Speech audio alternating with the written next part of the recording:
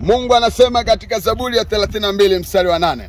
Anasema nitakufundisha, nitakuelekeza njia utakayoiendea, nitakushauri jicho langu likikutazama.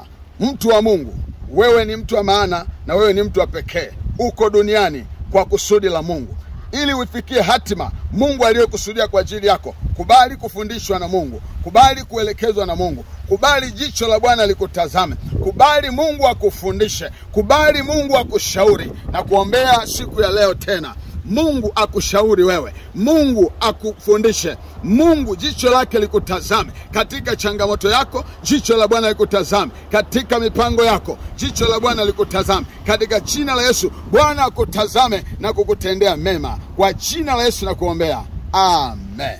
Naitwa Pastor Joseph Luoga, mchungaji wa kanisa la TAG Penueli True Worship Center, liko Sistila, kata ya Yunga, jijini Mbeya.